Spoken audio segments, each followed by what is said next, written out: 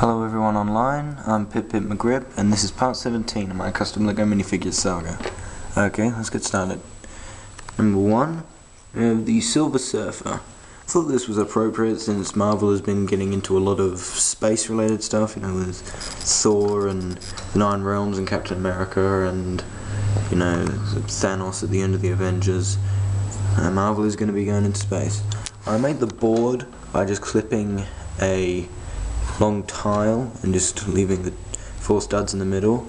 The body is totally custom. I didn't have any silver hands, so I just painted an entire minifigure silver. The head was Clone Wars, but I painted around the eyes and the mouth. Just a second. There you see. And I just left the mouth, the eyebrow, and the eyes blank and painted white where his eyes were. So sort of looks like he's more Starman-ish. Alright, moving on. Next we have Dr. Doom. Yeah, Victor Von Doom is his real name. This whole getup, this cloth I got, it was from MMCB. They make custom LEGO cloth accessories like, you know, capes and pauldrons, things like that. I've got a bunch of stuff. I customized this myself. This was usually white with a black belt. Painted it green. Added the clasps for his cape. The hood is just black, I didn't want to paint it green.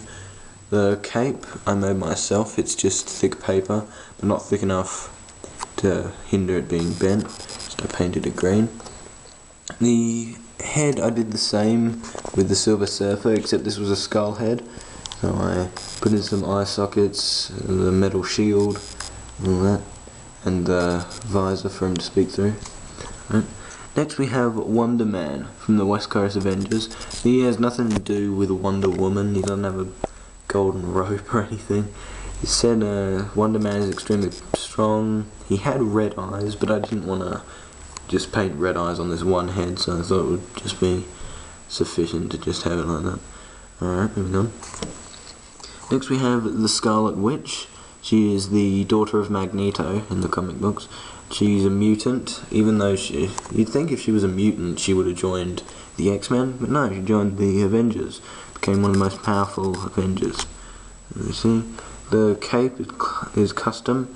I just added some cardboard, some thin cardboard, I cut out into the shape of her, sort of like mask thing, and glued it on with just some super glue.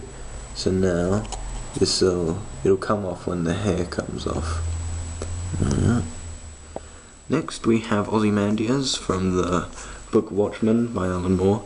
Yeah, I'd recommend you read it if you haven't read it, because it's a very deep novel. And just a hint before you do read it, if you listen to the lyrics of the song All Along the Watchtower by Jimi Hendrix and then relate it to the story, there's actually a lot of similarities between the story of Watchmen and the Jimi Hendrix lyrics. Right, moving on. Next we have Quasar, the Cosmic Guardian. Now Quasar is a very interesting character in Marvel. What it was this guy, I can't remember his name. During this deep space science mission, he encountered a being known as Eon, who gives great power, the quantum bands, which he's wearing around his wrist, I don't know if you can see. It gives the wielder power to control electromagnetic energy, so he can sort of make it sort of like Green Lantern, except a lot better. And so he was the first human to be chosen as the universe's protector, as the Cosmic Guardian. Yeah. His cape has black and stars on the inside and blue on the outside, blue as well as his mask.